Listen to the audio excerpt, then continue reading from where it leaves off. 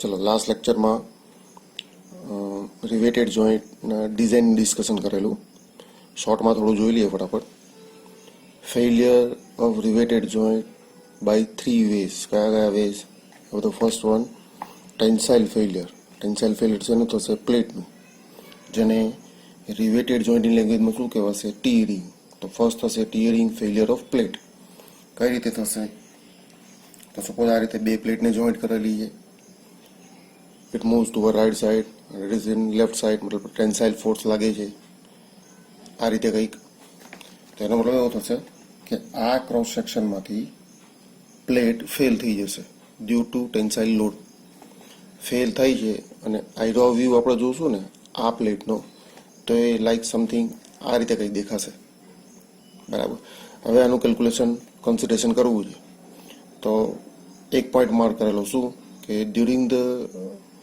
Strength calculation during the design અહીંયા આ જે પ્લેટની લેન્થ છે એ કેટલી કન્સિડર કરશું અહીંયા ઇક્વલ ટુ પી જેટલી તો સપોઝ આ સેન્ટર પોઈન્ટથી આ સેન્ટર પોઈન્ટ સુધીનું ડિસ્ટન્સ જેને આપણે શું કહીએ છીએ પીચ તો પીચ કન્સિડર કરીએ તો આ પોઈન્ટથી આ પોઈન્ટ સુધીમાં વચ્ચેનું ફેલિયર કન્સિડર કરીએ ને તો આ પાર્ટ હોલો છે આયરો આ પાર્ટ હોલો છે મતલબ આ વ્યૂ ઇન્ડિકેટ કરેલો છે અહીંયાથી અહીંયા સુધીનું ડિસ્ટન્સ પીચ પી આ બંને છે ને હોલ બનાવેલા છે ટુ પ્રોવાઈડ ધ રિવેટ તો એકચ્યુઅલમાં શેડેડ એરિયા છે ને ઇટ વિલ બી ફેલ આટલો જ એરિયા ફેલ થશે તો આ રેક્ટેંગ્યુલર શેપ દેખાય છે બરાબર આ ડિસ્ટન્સ કેટલું છે ટી જેટલું બટ જે વિડ્થ છે ટોટલ એ કેટલી છે પી જેટલી એકચ્યુઅલમાં ફેલિયર આટલા પોર્શનમાં જ થાય છે તો આપણે શું કરશું પીચમાંથી આ ડિસ્ટન્સ અને આ ડિસ્ટન્સ ડિડક્ટ કરી દઈશું એટલે પીચમાંથી આ D/2 છે આ D/2 છે ટોટલ કેટલું થશે ડી તો એને પીચમાંથી માઇનસ કરશો એટલે P/D આટલી વિડ્થ આટલી હાઇટ તો આનો એરિયા કેટલો લખાશે area failure area equal to P-D into T બરાબર સિમ્પલ ઇક્વેશન લખી દઈએ એટલે બેઝિક ઇક્વેશન શું લખાશે load equal to stress into area load છે એને રિવેટની લેંગ્વેજમાં શું કહીએ છીએ સ્ટ્રેન્થ ઓર કેપેસિટી અહીંયા કયા ટાઈપનું ફેલિયર છે ટેન્સાઇલ એટલે અહીંયા ટી લખીએ છીએ PT equal to tensile stress અને એરિયા કેટલો કન્સિડર કર્યો P-D into T so this is the first case કયો કેસ થશે ટીયરિંગ ફેલિયર ઓફ પ્લેટ ચાલો સેકન્ડ શિયરિંગ ફેલિયર ઓફ રિવેટનું શિયર ફેલિયર થઈ છે મતલબ આ જે ફિગર ડ્રો કરેલી ને જો અહીંયા જુઓ આ પ્લેટ સપોઝ રાઈટ સાઈડ જાય છે આ પ્લેટ લેફ્ટ સાઈડ જાય છે ડ્યુ ટુ ટેન્સાઇલ લોડ લાગે છે તો આ જે રિવેટ છે it will be fail over here અહીંથી એ ફેલ થઈ જશે જો એનો ડાયામીટર કેટલો છે ડી જેટલો સો this is the failure area કેટલું લખાશે π/4d². સેમ વે સપોઝ આ રીતની અરેન્જમેન્ટ છે ઉપર પ્લેટ છે નીચે પ્લેટ છે both are move toward right side અને વચ્ચેની જે પ્લેટ છે એ લેફ્ટ સાઈડ જાય છે તો rivet will be fail at 2 equal section અહીંયાથી પણ એઝ વેલ એઝ અહીંયાથી પણ બે ફેલિયર એરિયા થશે બરાબર એકચ્યુઅલમાં સિંગલ ફેલિયર એરિયા કેટલો થશે π/4d². આનો ફેલિયર એરિયા થશે હવે ઇક્વેશન લખીએ તો ફોર્સ ઇક્વલ ટુ સ્ટ્રેસ કયા ટાઈપનું સ્ટ્રેસ લાગશે કયું ફેલિયર છે શિયર બરાબર તો force equal to shear stress into area જો આ ટાઈપનું ફેલિયર હશે જેને સિંગલ શિયર કહીએ આ ડબલ શિયર છે તો આના માટે ઇક્વેશન લખવું હશે તો ફોર્સ ઇક્વલ ટુ એ શું થઈ જશે સ્ટ્રેન્થ કયા ટાઈપની શિયર રિવેટની લેંગ્વેજમાં તો shear strength equal to shear stress into area single shear લેશું તો π/4d². જો ડબલ શિયર કન્સિડર કરશો તો shear strength equal to shear stress into આ સિંગલ છે ડબલ માટે એકોર્ડિંગ ટુ રિવેટેડ લેંગ્વેજ કેટલું લખાશે 1.87 into π/4d². 1.87 nearly equal to 2 બરાબર તો આ થશે સિંગલ શિયર ફેલિયર માટે આ થશે ડબલ શિયર માટે clear so this is the second case shearing failure of rivet okay last third one crushing failure of plate crushing થાય છે તો આપણે સમજેલું કે અહીંયા સપોઝ હોલ પ્રોવાઈડ કરેલો છે અને એમાં શું આપણે ઇન્સર્ટ કરી આવ્યા છે rivet. But due to crushing action આ જે હેચિંગ ઇન્ડિકેટ શું કરે છે કે એનો હોલ એટલો એનલાર્જ થાય છે. બરાબર, કઈ રીતે? આ રીતે હોલ એકચ્યુઅલમાં આટલો જ હતો, પણ ડ્યુ ટુ એનલાર્જમેન્ટ આટલો હોલ કોઈ પણ એક સાઈડમાં હોલ એનલાર્જ થાય છે. તો એનું suppose design point of equation લખવું હશે, આપણે ઓલરેડી ડિસ્કસ કરેલું જ છે બધું. બરાબર, તો આ સપોઝ એનો ક્રોસ સેક્શન છે, અહીંયા મેં શું બનાવેલું? હોલ બનાવેલો for the purpose of inserting the rivet. તો રિવેટ ઇન્સર્ટ કરાવે, એકચ્યુઅલમાં આટલો જ રિવેટનો પોર્શન છે. એનો મતલબ કે આ સેક્શનમાં જ, આ પ્રોફાઇલમાં જ ક્રશિંગ લાગશે. તો આ વન કાઇન્ડ ઓફ રેક્ટેંગ્યુલર જ છે. આનો એરિયા કેટલો થશે? T into D. બરાબર, આ રીતે 1 2 3 4 રિવેટ છે, પણ રો કેટલી છે? 1. તો આ કેલ્ક્યુલેશન ચારે ચાર રિવેટ માટે એપ્લિકેબલ છે. સપોઝ સેકન્ડ રો છે, ડબલ રિવેટિંગ થઈ જશે. તો અહીંયા આપણે ખાલી શું કરવાનું થશે કે જે કેલ્ક્યુલેશન છે મલ્ટીપ્લાય બાય 2 કરશું. ચાલો, ઇક્વેશનમાં બેઝિક ઇક્વેશન શું થશે? Load equal to stress into area. લોડને રિવેટની લેંગ્વેજમાં શું કહેવાશે? સ્ટ્રેન્થ. અને કયા ટાઈપની? Crushing strength. Equal to crushing stress into આ એરિયા લખીએ તો height T D into T. અહીંયા લખેલું છે સિંગલ, મતલબ સિંગલ રિવેટિંગ છે, applicable to all rivets in each row. Suppose આ રીતે ડબલ રિવેટેડ હોતે તો અહીંયા આપણે ખાલી શું કરતે? Crushing strength equal to multiply by n લખેલું છે. જો સિંગલ રિવેટેડ હશે તો n equal to what? 1. Double riveted હશે તો એન ઇક્વલ ટુ 2. જેની કેલ્ક્યુલેશન આપણે પહેલાં જોઈ લઈશું કે સિંગલ રિવેટેડ છે કે ડબલ રિવેટેડ છે. સો this is the 3 types of failure. એના પછી આપણે શું જોયેલું? એફિશિયન્સી ઇક્વેશન જોયેલું. એફિશિયન્સી ઇક્વેશન બટ ઓબ્વિયસ કે 3 ફેલિયર છે તો એફિશિયન્સી ઇક્વેશન પણ ટોટલ કેટલા? 3 અલગ અલગ એના હશે. અને એના પહેલાં એક આ પોઈન્ટ જોઈ લઈએ કે સપોઝ પ્લેટમાં હોલ પ્રોવાઈડ જ નથી કરતો and consider the distance equal to pitch. તેનો મતલબ કે આ ટોટલ ડિસ્ટન્સ થશે. હોલ જ પ્રોવાઈડ કરેલા નથી, મતલબ અહીંયા D/2 ને અહીંયા D/2 એવું કોઈ ક્રોસ સેક્શન કાઢવાની જરૂર નથી. હોલ જ નથી, મતલબ કે ટોટલ ફેલિયર કેટલું થશે? પી જેટલું. આ હાઇટ કેટલી? ટી જેટલી. તો આ કેસમાં એરિયા ટોટલ કેટલો લખાશે? પી ઇન્ટુ ટી.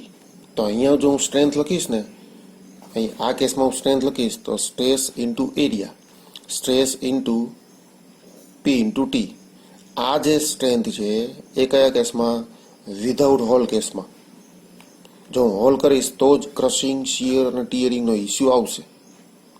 બરાબર, તો એ પોઈન્ટ ઓફ વ્યૂ એફિશિયન્સીના ઇક્વેશન આપણે લખેલા છે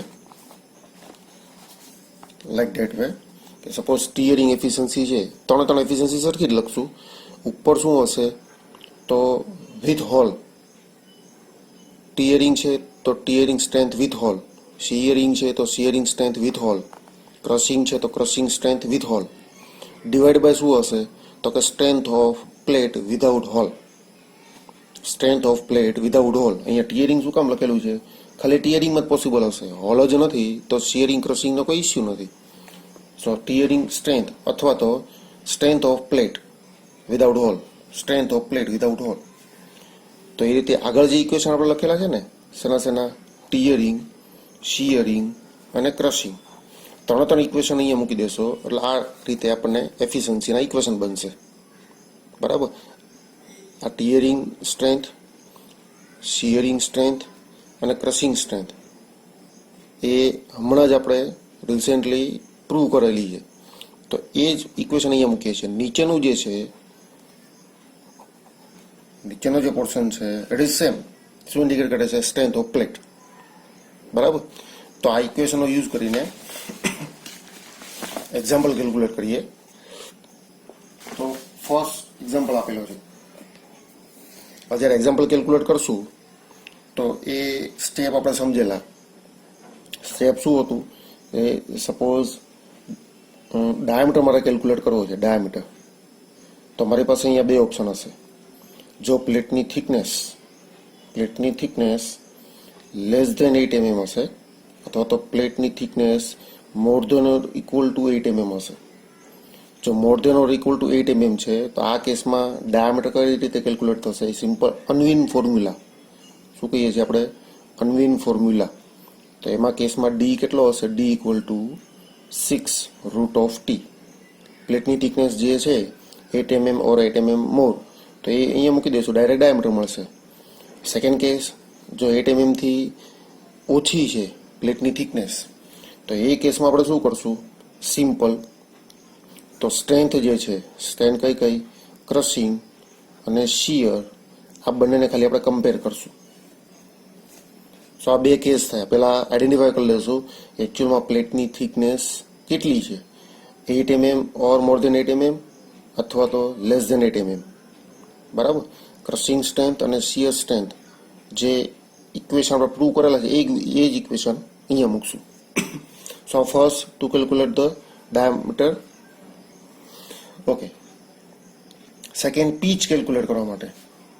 તો જો પીચ કેલ્ક્યુલેટ કરવી હશે, પીચ કેલ્ક્યુલેટ કરવા માટે તો શું કરશું કે જે ટીયરિંગ સ્ટ્રેન્થ છે, ટીયરિંગ સ્ટ્રેન્થ એનું કમ્પેરિઝન કરશું. Comparison with rather then shear or crossing. બેમાંથી કોઈ પણ એકનું કમ્પેરિઝન ટીયરિંગ સાથે કરશું, ટીયરિંગ સ્ટ્રેન્થ સાથે. બરાબર. કઈ રીતે ડિસાઇડ થશે આઈડુઆ કે આઈડુઆ? તો બંનેમાંથી જે લીસ્ટ વેલ્યુ હશે એનું કમ્પેરિઝન કરશું. એટલે ઓટોમેટિકલી જે ડેટા ફાઇન્ડ આઉટ કરવો છે એ ઇઝીલી થઈ જશે.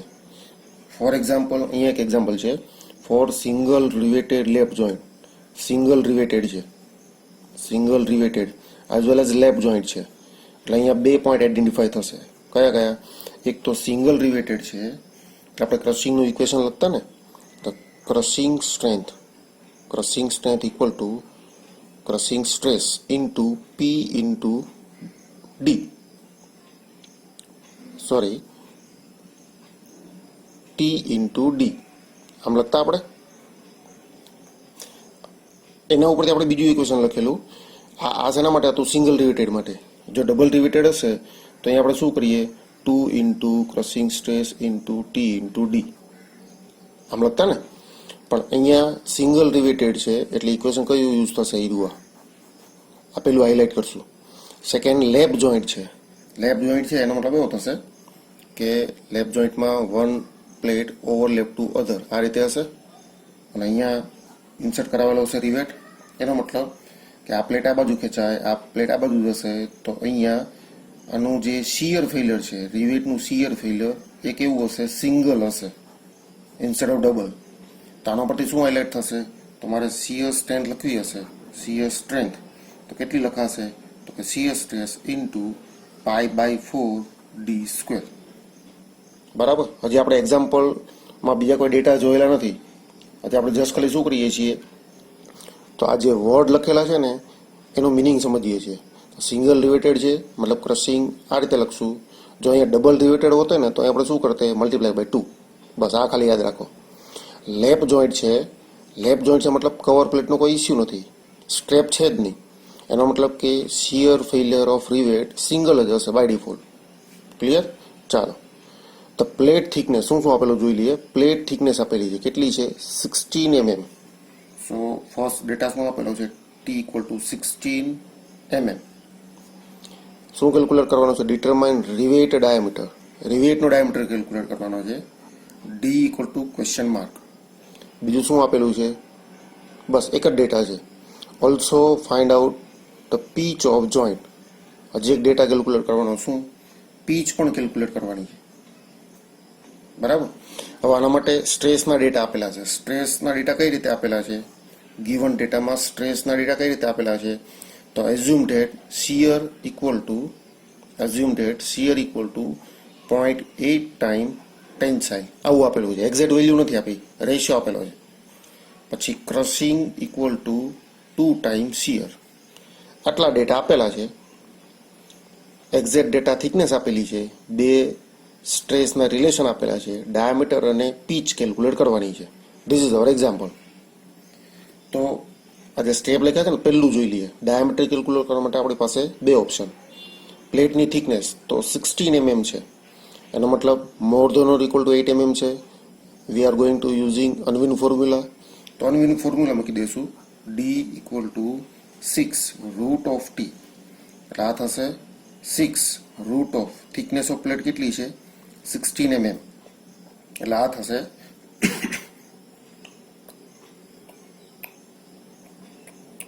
24 mm. બરાબર. સો this is our first answer. Diameter equal to 24 mm. Clear? ચાલો સેકન્ડ, આ થયું 24 mm. સેકન્ડ શું કેલ્ક્યુલેટ કરવાનું છે? પીચ. સેકન્ડ શું કેલ્ક્યુલેટ કરવાનું છે? પીચ. તો પીચ કેલ્ક્યુલેટ કરવા માટે આપણે ખબર છે, આપણે શું કરશું? ટીએરિંગનું કમ્પેરિઝન કરશું શિયરિંગ ઓર ક્રશિંગ, બંનેમાંથી જે લિસ્ટ હશે એની સાથે. તો પહેલાં જોવું પડશે ને. તો લેટ સી, પહેલાં જોઈ લઈએ શિયરિંગ કેટલું છે. શિયરિંગનું ઇક્વેશન શું લખાશે? Shearing tau into π/4 D square આમ લખાશે. ચાલો equal to tau into π/4 D. Diameter કેટલો મળ્યો? 24 mm. બરાબર. તો 24 નો સ્ક્વેર. ચાલો એટલે આ થશે ઇક્વલ ટુ 24.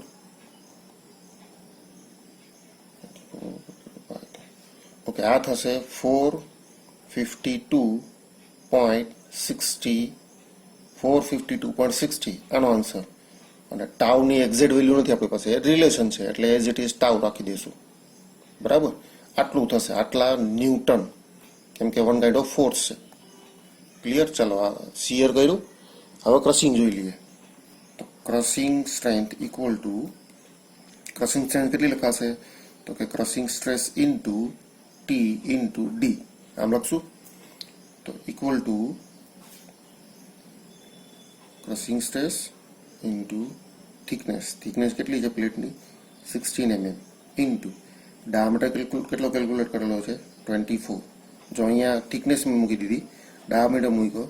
હવે ક્રશિંગની વેલ્યુ જ્યારે મૂકીશ તો ક્રશિંગની એક્ઝેક્ટ વેલ્યુ નથી, પણ હું શું કરીશ?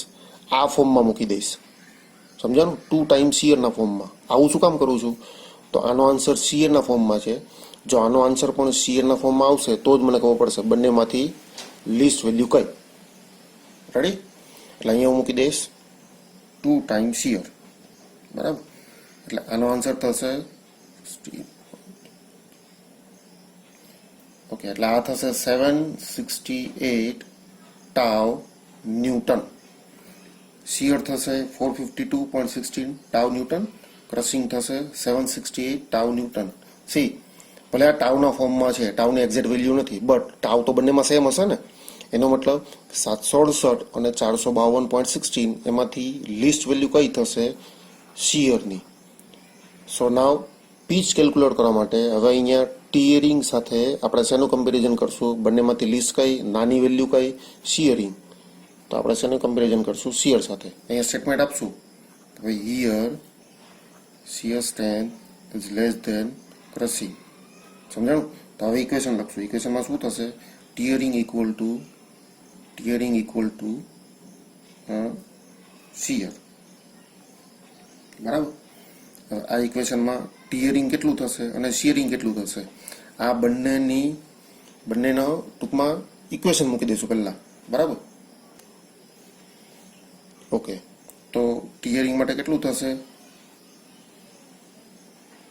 પી minus D into T into આ એરિયા થયો ઇન્ટુ ટેન્સાઇલ સ્ટ્રેસ.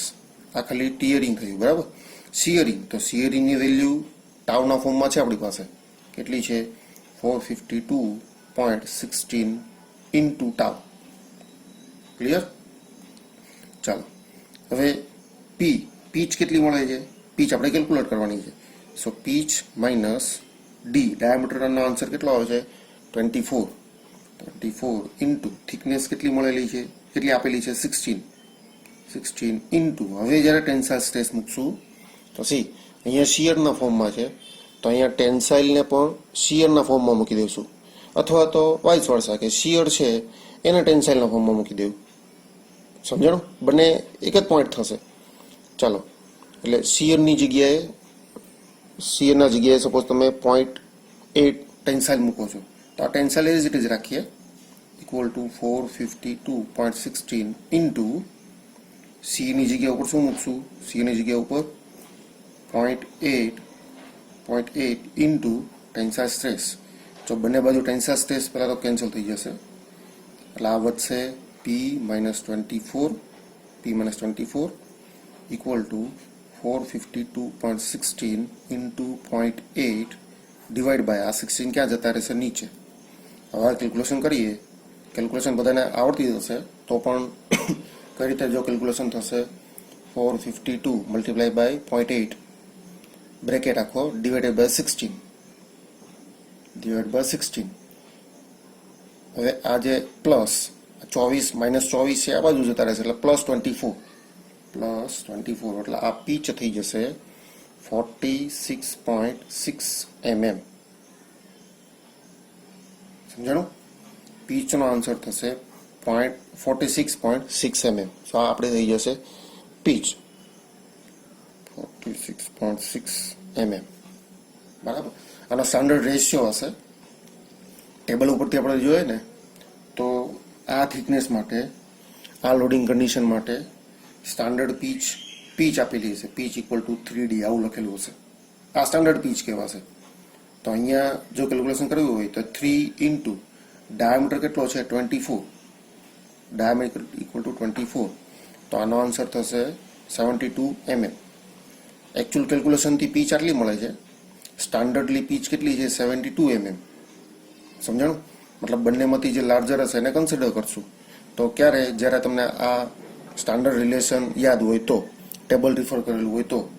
બાકી એઝ ઇટ ઇઝ આ આન્સર હશે ઇનફ છે. સો this is the first example. ચલો હવે જે સેકન્ડ એક્ઝામ્પલ છે, સેકન્ડ એક્ઝામ્પલ ડેટા શું આપેલા છે? તો 2 પ્લેટ આપેલી છે, 2 પ્લેટ છે, 12.7 mm થીક. આ થિકનેસ આપેલી છે, મતલબ thickness of plate equal to 12.7 mm. Joined by single riveted. પહેલાં તો સિંગલ રિવેટેડ છે એટલે આના ઉપરથી crushing equal to crushing stress into single riveted છે એટલે કેટલું લખાશે? D into T. બરાબર. પછી જો બર્ડ જોઈન્ટ છે એટલે કવર પ્લેટ લગાવેલી હશે. બરાબર. એનો મતલબ ડબલ શિયરની પોસિબિલિટી ખરી. ચલો આગળ. Using 9.5 thick cover plate. જો હવે અહીંયા 9.5 થિકનેસ છે એ શેની છે? કવર પ્લેટની છે. આ રીતે એક પ્લેટ છે, આ પ્લેટ છે, એની ઉપર આ કવર પ્લેટ લગાવેલી છે. તો કવર પ્લેટની થિકનેસ આપેલી છે.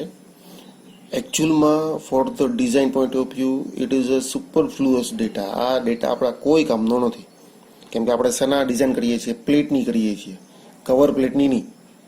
સમજાણું? એટલે આ યાદ રાખજો, 9.5 થીક, પણ શેનું આપેલું છે? કવર પ્લેટની thickness. It is useless for us at now. ચાલો પછી આગળ, એટલે જ આ એક્ઝામ્પલ સ્પેશિયલી આપણે કેલ્ક્યુલેટ કરીએ છીએ. પછી આગળ આપેલો છે રિવેટ ડાયામીટર. રિવેટનો ડાયામીટર પણ આપેલો છે, D equal to 20.6 mm. Pitch પણ આપેલી છે, પેલા બધા ડેટા આપેલા છે. Pitch equal to 76.2 mm. બરાબર. પછી અલ્ટિમેટ સ્ટ્રેસ આપેલા છે બધાના. જો અલ્ટિમેટ સ્ટ્રેસ ટેન્સાઇલ UT એટલે અલ્ટિમેટ ટેન્સાઇલ 385 ન્યૂટન પર mm સ્ક્વેર. અલ્ટિમેટ શિયર આપેલું છે 308 ન્યૂટન પર mm સ્ક્વેર. અલ્ટિમેટ ક્રશિંગ આપેલું છે 665 ન્યૂટન પર mm સ્ક્વેર. તો કેલ્ક્યુલેટ શું કરવાનું? To find load carrying capacity. આપણે બોલીએ છીએ ને, આપણે કીધેલું તો પણ ટેન્સાઇલ, ક્રશિંગ, શિયર, આનું શું કહેવાશે? એની કેપેસિટી કહેવાશે, લોડ કેરિંગ કેપેસિટી, અથવા તો જોઈન્ટની સ્ટ્રેન્થ કહેવાશે. આ બધું એક જ છે વર્ડ. સમજાણું? તો હિયર એને શું કીધેલું છે? Load carrying capacity. મતલબ ટેન્સાઇલમાં, ક્રશિંગમાં અને શિયરમાં કેટલા ન્યૂટન લોડ એ સસ્ટેન કરી શકશે એ આપણે કેલ્ક્યુલેટ કરવાનું છે. It means what? કે ક્રશિંગ, શિયર અને ટેન્સાઇલ ત્રણેયની વેલ્યુ કેલ્ક્યુલેટ કરવાની છે. બધો બી હશે અને યુનિટ શું હશે? ન્યૂટન. ચાલો પછી આગળ ફેક્ટર ઓફ સેફ્ટી આપેલી છે. આપણે લાસ્ટ એક્ઝામ્પલમાં જોયેલું કે જો ફેક્ટર ઓફ સેફ્ટી આપેલી હોય, ફેક્ટર ઓફ સેફ્ટી એટલે શું થશે, અહીંયા લખવું હશે કે ફેક્ટર ઓફ સેફ્ટી એટલે આ શું થાય તો કે maximum stress to allowable stress. Allowable stress અથવા તો શું કહેવાય છે, ડિઝાઇન સ્ટ્રેસ અથવા તો એને સેફ સ્ટ્રેસ અથવા તો એને ક્રિટિકલ સ્ટ્રેસ, સમજાણું, પરમિસિબલ સ્ટ્રેસ. તો અહીંયા આપણે જે ડિઝાઇનમાં જે સ્ટ્રેસ પ્રોડ્યુસ થતું હશે ને એ અલાઉએબલ સ્ટ્રેસ હશે, સેફ સ્ટ્રેસ હશે. અહીંયા જે આપણને આપેલું છે એ મેક્સિમમ સ્ટ્રેસ છે અને ફેક્ટર ઓફ સેફ્ટી આપેલી છે. ઇટ મીન્સ વોટ કે અલાઉએબલ સ્ટ્રેસ છે, અલાઉએબલ ટેન્સાઇલ, અલાઉએબલ શિયર, અલાઉએબલ ક્રશિંગ, એને આપણે કન્વર્ટ કરશું તો એ શું થશે તો કે equal to maximum stress divided by factor of safety નીચે આવી જશે. અલાઉએબલમાં ખાલી કન્વર્ટ કરશું. મેક્સિમમ આપણે આપેલું છે, મેક્સિમમ એટલે કે અલ્ટિમેટ. મેક્સિમમ સ્ટ્રેસમાં બે ઓપ્શન હશે ને, કોઈને યાદ છે? બ્રિટલ મટીરિયલ હશે તો આપણે અલ્ટિમેટ લેશું અને ડક્ટાઇલ મટીરિયલ હશે તો ઈલ્ડ લેશું. તો અહીંયા અલ્ટિમેટની વેલ્યુ આપેલી છે, એનો મતલબ અલ્ટિમેટ અહીંયા મૂકશું. ફેક્ટર ઓફ સેફ્ટી કેટલી આપેલી છે? 5. તો જે સ્ટ્રેસને 5 થી મતલબ ફેક્ટર ઓફ સેફ્ટી ડિવાઈડ કરશું એ સ્ટ્રેસની અલાઉએબલ વેલ્યુ મળશે. એનો મતલબ એવો થશે કે 385 divided by 5, 308 divided by 5, 665 divided by 5. એટલે આ અલ્ટિમેટ કેટલું થશે? હવે હું આમ લખીશ, આમ આ યુટી લખેલું હતું અલ્ટિમેટ ટેન્સાઇલ, હવે હું ટેન્સાઇલ સ્ટ્રેસ લખીશ 77 ન્યૂટન પર mm સ્ક્વેર. સમજાણું? ચાલો આના માટે તો કે શિયર સ્ટ્રેસની વેલ્યુ કેટલી થશે? 308 ડિવાઇડેડ બાય 5, એટલે આ થશે 61.6 ન્યૂટન પર mm સ્ક્વેર. સમજાણું? સેમ વે ક્રશિંગ લખીશ, હવે UCR અલ્ટિમેટ ક્રશિંગ નહીં, ક્રશિંગ લખીશ કેમ કે divided by factor of safety કરેલી છે. તો આ થઈ જશે 133 ન્યૂટન પર mm સ્ક્વેર. એનો મતલબ હવે ડિઝાઇનમાં સ્ટ્રેસની જરૂર પડશે ને તો આ સ્ટ્રેસ આપણે યુઝ કરશું. રેડી? ચાલો હવે કેલ્ક્યુલેટ શું કરવાનું છે? ટેન્શન, ક્રશિંગ અને શિયર. ઇક્વેશન યાદ હોય તો ખાલી આપણે ફટાફટ ઇક્વેશન મૂકવાના થશે, જેમ કે tensile stress equal to P minus D into T into tensile stress. બરાબર? તો આ લખશું. અહીંયા જો બધા ડેટા આપેલા છે, થિકનેસ, ડાયામીટર અને પીચ, તો પીચની વેલ્યુ કેટલી છે? 76.2 માઇનસ ડાયામીટર કેટલો છે? 20.6 ઇન્ટુ ટેન્સાઇલ સ્ટ્રેસની વેલ્યુ કેટલી છે? 12.7 ઇન્ટુ થિકનેસની વેલ્યુ કેટલી છે? 12.7 ઇન્ટુ ટેન્સાઇલ સ્ટ્રેસની વેલ્યુ આ નહીં લઈએ આપણે, કઈ લેશું? 77, એટલે મલ્ટીપ્લાય બાય 77. આનો આન્સર થશે 76.2 માઇનસ 20.6, એટલે આ થશે 54371. ટેન્સાઇલ સ્ટ્રેન્થ અથવા તો tensile capacity equal to 54371 newton. આ થશે first answer. Same way crushing માટે તો ક્રશિંગ ઇક્વેશન આપણને તો આવડવા જ જોઈએ પહેલાં તો. ક્રશિંગ સ્ટ્રેસ માટે તો ક્રશિંગ સ્ટ્રેન્થ માટે crushing stress into D into T. એટલે આ થશે ક્રશિંગ સ્ટ્રેસ કેટલો આપેલો છે? 133 ઇન્ટુ ડાયામીટર કેટલો આપેલો છે? 20.6 ઇન્ટુ થિકનેસ કેટલી છે? 12.7. 133 20 એટલે આ થઈ જશે 34795 ન્યૂટન. ક્રશિંગ સ્ટ્રેન્થની વેલ્યુ થશે 34795 ન્યૂટન. ચાલો સેમ વે શિયર માટે શિયર સ્ટ્રેસ ઇન્ટુ, હવે સિંગલ રિવેટેડ છે એટલે શું લખશું? π/4 d સ્ક્વેર. બરાબર? સિંગલ રિવેટેડ અને કયા ટાઈપનો જોઈન્ટ છે? બટ જોઈન્ટ છે એટલે આ રીતે હશે ને, આ રીતે એક કવર પ્લેટ ઉપર છે, એક કવર પ્લેટ નીચે છે. અહીંયા રિવેટ હશે, મતલબ અહીંયા ફેલ થશે, અહીંયા ફેલ થશે, તો આ કેટલા ટાઈમ થશે? 2 ટાઈમ થશે. આપણે શું કરીએ છીએ? મલ્ટીપ્લાય બાય 2ની જગ્યાએ 1.87. ચાલો, એટલે હવે CSSની વેલ્યુ કેટલી? 61.6 પાઈ બાય 4. ડાયામીટર કેટલો આપેલો છે? 20.6 સ્ક્વેર ઇન્ટુ 1.87. તો અહીંયા CS ટાઈમ થઈ જશે 38495 ન્યૂટન. ચાલો, 3 આન્સર મળે છે. અહીંયા શું પૂછ્યું છે આપણને? Find the load carrying capacity. Capacity કેટલી? કેપેસિટી એટલે એક આન્સર છે આપણો. કેપેસિટી જોઈન્ટની કેપેસિટી કેટલી? હવે એકચ્યુઅલમાં ફેલિયર વાઇઝ આપણી પાસે કેપેસિટી 3 છે. ટેન્સાઇલ છે, ક્રશિંગ છે અને શિયર છે. સમજાણું? તો એનો મતલબ અહીંયા એકચ્યુઅલમાં કેપેસિટી કેટલા ન્યૂટન લખશું? જોઈન્ટ કેપેસિટી કઈ લખશું? જો 54,371 ન્યૂટન લઈએ ને, એનો મતલબ આ કેપેસિટી એલિજિબલ નહીં થાય, આ પણ નહીં થાય, કેમ કે આ આટલા લોડ ઉપર ખાલી ટેન્સાઇલમાં ફેલિયર નહીં થાય, આ બંનેમાં તો ફેલ થશે કેમ કે એની કેપેસિટી ઓછી છે. એનો મતલબ as V discuss about 3 answer છે, તો એમાંથી લીસ્ટ વેલ્યુ કઈ છે? સૌથી નાની, ક્રશિંગની. તો આપણો આન્સર થશે જોઈન્ટની કેપેસિટી કેટલી? 34795 ન્યૂટન. આ આપણી કેપેસિટી થઈ જશે. ક્લિયર? ચાલો, તો આ થશે સેકન્ડ એક્ઝામ્પલ.